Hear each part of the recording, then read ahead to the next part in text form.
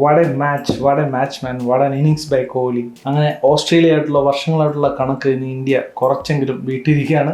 ഓസ്ട്രേലിയയെ semi final പരാജയപ്പെടുത്തി India champions trophy ഫൈനലിൽ. കോഹ്ലി എന്തിനാണ് നമ്മൾ ചേസ് മാസ്റ്റർ എന്ന് വിളിക്കുന്നത്? ഇതിനാണ്. ഇങ്ങനെയുള്ള ക്രൂഷ്യൽ മാച്ചുകളിൽ, ഇങ്ങനെയുള്ള മസ്റ്റ് വിൻ മാച്ചുകളിൽ പുള്ളി ഇങ്ങനെ ചുമ്മാ ജയിപ്പിച്ചു തരുന്ന മാച്ചുകളുണ്ടല്ലോ, ഇന്നിങ്സുകളുണ്ടല്ലോ, അതിനു വേണ്ടിയിട്ടാണ് കോഹ്ലിയെ ചേസ് മാസ്റ്റർ എന്ന് വിളിക്കുന്നത്, കിങ് കോഹ്ലി എന്ന് വിളിക്കുന്നത്. കോഹ്ലിയെ മാത്രം പറയാൻ പറ്റത്തില്ല കേട്ടോ. ശ്രേയസ് അയ്യർ, KL രാഹുൽ, ഹർദിക് പാണ്ഡ്യ, അതുപോലെ തന്നെ ബോളിങ്ങിൽ ജഡേജ, ഷമി എന്ന് വേണ്ട ഇതൊരു ടീമിൻ്റെ വിജയമായിരുന്നു. അതുപോലെ എല്ലാവരും കോൺട്രിബ്യൂട്ട് ചെയ്തു. ഫീൽഡിങ് ഇന്ത്യയുടെ എക്സെപ്ഷനിലായിരുന്നു. നന്നായിട്ട് ഫീൽഡ് ചെയ്തു, നന്നായിട്ട് ബോൾ ചെയ്തു, കണ്ടെയ്ൻ ചെയ്തു. ഓസ്ട്രേലിയ എങ്ങോട്ടോ എടുത്തുകൊണ്ട് പോകുമെന്ന് വിചാരിച്ചൊരു മാച്ചിനെ അവരുടെ ബാറ്റിങ്ങിലെ റെഗുലർ ഇൻ്റർവെൽസിന് വിക്കറ്റ് ഇട്ട് അവരെ പിടിച്ചു കെട്ടി 264 എന്ന് പറഞ്ഞ ഒരു സ്കോറിലേക്ക് തളയ്ക്കാൻ പറ്റി. അതുപോലെ തന്നെ ഇത്രയും പ്രഷറുള്ളൊരു മാച്ചിൽ വളരെ കാം ആൻഡ് കമ്പോസ്ഡ് ആയിട്ട് പാർട്ട്ണർഷിപ്പ് ബിൽഡ് ചെയ്ത് അധികം പ്രഷർ എടുക്കാതെ ഈസി ആയിട്ട് വളരെ കൂളായിട്ട് ഇന്ത്യ മാച്ച് ഫിനിഷ് ചെയ്തു. And well played Australia. അതായത് ഇത്രയും ഒരു ചെറിയ ഇൻഎക്സ്പീരിയൻസ്ഡ് ആയിട്ടുള്ള ടീമിനെ വെച്ചിട്ട് സ്റ്റീവൻ സ്മിത്ത് ഓസ്ട്രേലിയയെ ഇവിടെ വരെ എത്തിച്ചത്, ഇന്ത്യയുടെ അവസാനത്തെ ഒരു 3-4 ഓവർ വരെ മാച്ച് എത്തിച്ചത് വളരെ അത്ഭുതമാണ്. അവരുടെ ടീമിൻ്റെ പ്രൊഫഷണലിസം എന്താണ്, എത്ര ടീമില്ലെങ്കിലും എത്ര ആളില്ല എന്നുണ്ടെങ്കിലും അവരെ എങ്ങനെ പെർഫോം ചെയ്യും, എങ്ങനെ എതിർ ടീമിനെ ചലഞ്ച് ചെയ്യും എന്നുള്ളത് ഇന്നത്തെ മാച്ചിലും ഏറ്റവും അവസാനത്തെ ഓവർ വരെ അവർ കാണിച്ചു തന്നിട്ടാണ് അവർ കളി തോറ്റത്. So hats off to Australia. അതുപോലെ തന്നെ കൺഗ്രാജുലേഷൻസ് ടു ഇന്ത്യ. ഓസ്ട്രേലിയക്ക് മാച്ച് പോയി എന്ന് എനിക്ക് തോന്നിയ 1-2 ഡിസിഷൻസ് ഉണ്ട്, അതുപോലെ 1-2 മൊമെൻറ്റ്സ് ഉണ്ട്. അതായത് ഓസ്ട്രേലിയ ഇന്ന് തൻവീർ സംഘയെ കളിപ്പിക്കാൻ പാടില്ലായിരുന്നു. ഓസ്ട്രേലിയ അവരുടെ പ്ലാനുമായിട്ട് സ്റ്റിക്ക് ചെയ്യണമായിരുന്നു. ഇന്ത്യ സ്പിന്നേഴ്സിനെ കളിപ്പിച്ചോട്ടെ, 4 സ്പിന്നേഴ്സിനെ കളിപ്പിച്ചോട്ടെ. അതിൻ്റെ പേരിൽ ഓസ്ട്രേലിയ ഒരു തൻവീർ സംഘ എത്ര ഇൻഎക്സ്പീരിയൻസ്ഡ് ആയിട്ടുള്ള ഒരു ബോളറിനെ ഇന്ത്യയെ പോലെ ഇത്രയും ഡെപ്ത് ഉള്ള ഒരു ബാറ്റിങ്ങിന് മുന്നിലേക്ക് എടുത്തുകൊണ്ട് വരേണ്ട ആവശ്യമില്ലായിരുന്നു. അവർ സ്പെൻസർ ജോൺസനെ തന്നെ കളിപ്പിച്ചാൽ മതിയായിരുന്നു. സ്പെൻസർ ജോൺസൺ കഴിഞ്ഞ മാച്ചിൽ അഫ്ഗാനിസ്ഥാനോട് അത്യാവശ്യം നന്നായിട്ട് ബോൾ മൂവ് ചെയ്യുന്നുണ്ടായിരുന്നു. അതുപോലെ തന്നെ വിക്കറ്റ് എടുക്കാൻ കേപ്പബിലിറ്റി ഉള്ള ഒരു ബോളറായിരുന്നു സ്പെൻസർ ജോൺസൺ. ആ ഒരു ട്രിക്ക് ഓസ്ട്രേലിയ മിസ് ചെയ്തു. ശരിക്കും ഇങ്ങനൊരു ചേഞ്ചിൻ്റെ ആവശ്യമില്ലായിരുന്നു. അതൊന്ന്. പിന്നെ ബാറ്റ് ചെയ്യുന്ന സമയത്ത് എപ്പോൾ അഗ്രസീവായിട്ട് കളിക്കണം എന്നുള്ളൊരു കൺഫ്യൂഷൻ അവർക്ക് ഉണ്ടായതുപോലെ തോന്നി. ഫോർ എക്സാമ്പിൾ സ്റ്റീവൻ സ്മിത്തിൻ്റെ വിക്കറ്റ് ശരിക്കും പറഞ്ഞാൽ ആ ഒരു സമയത്ത് അറ്റാക്ക് ചെയ്യേണ്ട അങ്ങനെ സ്റ്റെപ്പ് ഇതിന് മുമ്പ് ഔട്ടാവുന്നതിന് 1-2 ഓവേഴ്സ് മുമ്പ് തന്നെ സ്റ്റീവൻ സ്മിത്ത് ഇങ്ങനെ സ്റ്റെപ്പോട്ട് ചെയ്ത് വന്ന് അടിക്കാൻ ശ്രമിക്കുന്നുണ്ടായിരുന്നു ഷമിയെ തന്നെ. അങ്ങനെ ചെയ്യേണ്ട ഒരു ആവശ്യമില്ലായിരുന്നു. ശരിക്കും പറഞ്ഞാൽ അത് ടു ഏർലി എന്ന് തന്നെ പറയാം. കാരണം ഇഷ്ടംപോലെ ടൈം ഉണ്ടായിരുന്നു. അവിടെ സ്റ്റീവൻ സ്മിത്ത് അവിടെ നിന്നിരുന്നെന്നുണ്ടെങ്കിൽ, ഇല്ലാന്നുണ്ടെങ്കിൽ ഈവൻ അവസാനം ആ സെക്കൻഡ് റണ്ണിന് വേണ്ടിയിട്ട് ഓടിയിട്ട് അലക്സ് ക്യാരെ റണ്ണൗട്ട് ആയില്ലായിരുന്നുണ്ടെങ്കിൽ പോലും ഓസ്ട്രേലിയക്ക് ഒരു 15-20 റൺസ് എക്സ്ട്രാ വന്നേനെ. അത് ഒരു വലിയ ഡിഫറൻസ് ഈ മാച്ചിൽ ഉണ്ടാക്കാൻ. അങ്ങനെ 1-2 മിസ്റ്റേക്സ് ഓസ്ട്രേലിയ ചെയ്തായിട്ട് തോന്നി. കന്നോളിയെ കളിപ്പിച്ചത് ഇറ്റ്സ് ഫൈൻ.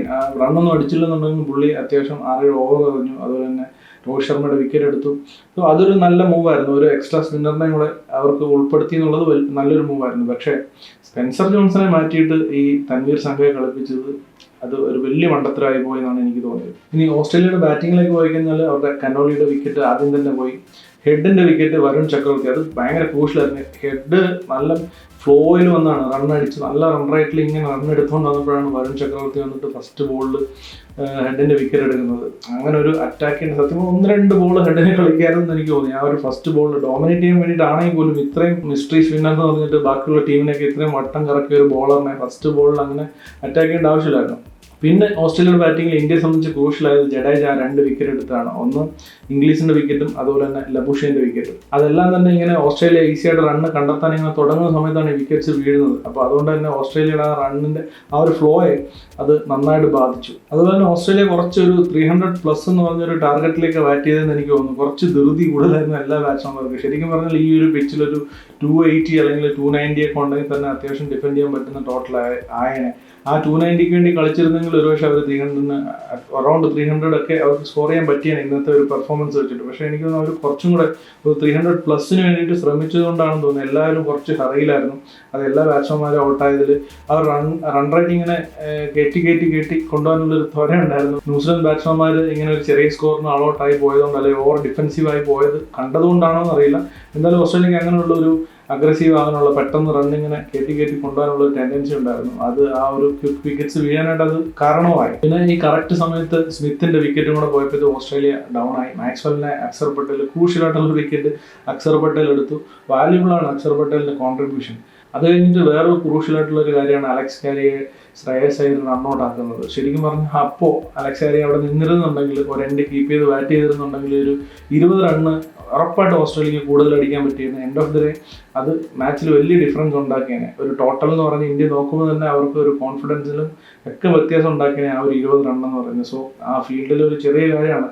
അപ്പോൾ ശ്രേയസ് അയ്യർ റണ്ണൗട്ട് ആക്കിയത് ഒരു എക്സെപ്ഷണൽ ആയിട്ടുള്ള ത്രോ. ആ ഒരു റണ്ണൗട്ട് ശരിക്കും പറഞ്ഞാൽ ഇന്ത്യ മാച്ചിൽ വലിയൊരു ഇമ്പോർട്ടൻ്റ് ആയിട്ടുള്ള ഒരു ഫാക്ടറായിട്ട് മാറി. ഇനി ഇന്ത്യയുടെ ബാറ്റിങ്ങിലേക്ക് വന്നാൽ രോഹിത് ശർമ്മയും ഗില്ലും ആദ്യം ഔട്ടായെന്നുണ്ടെങ്കിലും ഇന്ത്യയുടെ ബാറ്റിംഗ് ഒരു താളം അത് വിരാട് കോഹ്ലി ആയിരുന്നു. ഓരോ പാർട്ണർഷിപ്പ് ബിൽഡ് ചെയ്തു. ആദ്യം ശ്രേയസ് അയ്യരുമായിട്ട് പാർട്ണർഷിപ്പ് ബിൽഡ് ചെയ്തു, പിന്നെ അക്ഷർ പട്ടേലുമായിട്ട് പാർട്ണർഷിപ്പ് ബിൽഡ് ചെയ്തു, അതിനുശേഷം KL രാഹുലായിട്ട് പാർട്ണർഷിപ്പ് ബിൽഡ് ചെയ്തു. എങ്ങനെ ഒരു പ്രഷർ സിറ്റുവേഷനിൽ ഇങ്ങനെ ഒരു ക്രൂഷ്യൽ മാച്ചിൽ എങ്ങനെ ഒരു റണ്ണ് ചേസ് ചെയ്യാൻ, ഇത്രയും വലിയൊരു ടോട്ടൽ ചേസ് ചെയ്യാന്നുള്ളത് ഒരു ഡിസ്പ്ലേ ആയിരുന്നു ആ ഒരു ഇന്നിങ്സ് എന്ന് പറയുന്നത്.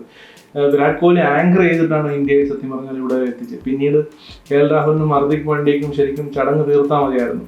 കാരണം ഒരു ലാസ്റ്റ് ഒരു 5 ഓവേഴ്സിലൊക്കെ ഇത്രയും ചെറിയ സ്കോർ അടിക്കുക എന്ന് പറഞ്ഞാൽ ഇന്ത്യയുടെ ബാറ്റിംഗ് ഡെപ്ത് വെച്ചിട്ട് വലിയ സംഭവമല്ലായിരുന്നു. പോരാതെ തന്നെ ലാസ്റ്റ് ടൈമിൽ ഏറ്റവും ഡിറ്റർമിൻഡ് ആയിട്ട് തോന്നിയത് KL രാഹുലാണ്. അതാണ് ഏറ്റവും വലിയൊരു കാര്യം. ഇന്ത്യ ഇത്രയും നാൾ കളിച്ചുകൊണ്ടിരുന്ന ആൾക്കാരല്ല.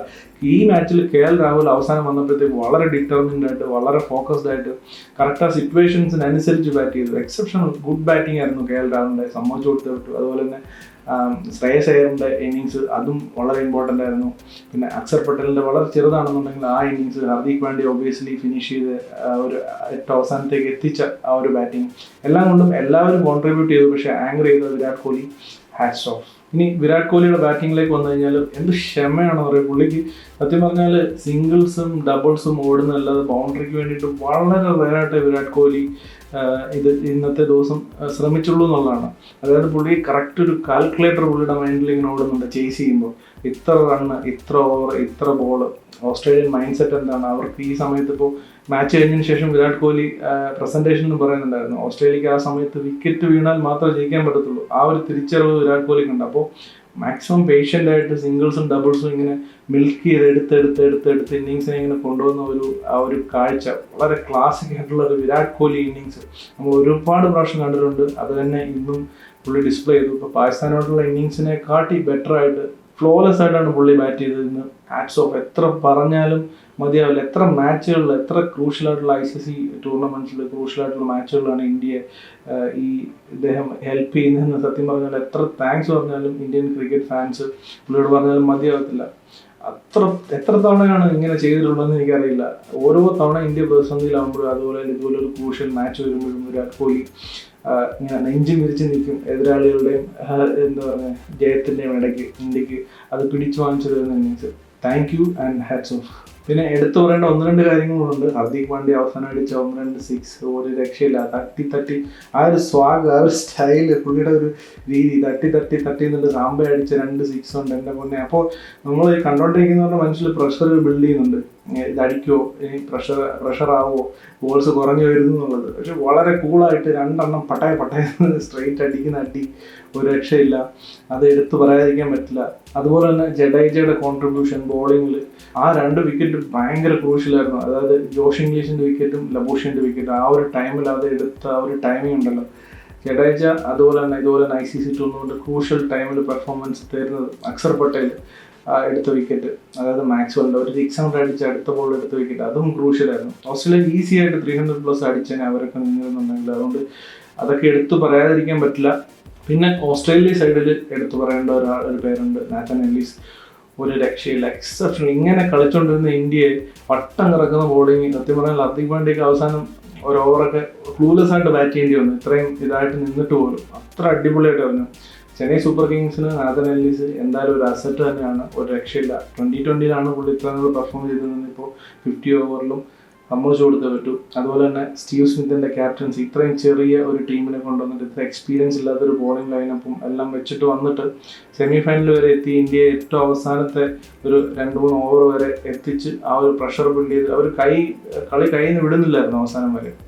Hats off to him. അടിപൊളി ക്യാപ്റ്റൻസി. നല്ല ടീം ഉണ്ടായിരുന്നുണ്ടെങ്കിൽ, അവരുടെ മെയിൻ പ്ലേയേഴ്സൊക്കെ ഉണ്ടായിരുന്നുണ്ടെങ്കിൽ ഇതല്ലായിരുന്നു ഒരു പക്ഷേ സ്ഥിതി വരേണ്ടിയിരുന്നത്. So the conclusion, India is going to final. And പാകിസ്ഥാനെ സംബന്ധിച്ച് വലിയൊരു അടിയാണ്. പാകിസ്ഥാനിൽ ഫൈനലിന് വേണ്ടി ഒരുക്കി വെച്ചിരുന്ന എല്ലാ സെറ്റപ്പും പൊളിച്ച് കളഞ്ഞേ പറ്റൂ. ഫൈനൽ ദുബായിലായിരിക്കും. അപ്പോൾ ഇനി നാളെ നടക്കുന്ന ന്യൂസിലൻഡ് vs സൗത്ത് ആഫ്രിക്ക മാച്ചിലെ വിന്നറായിരിക്കും ഫൈനലിലേക്ക് വരുന്നത്.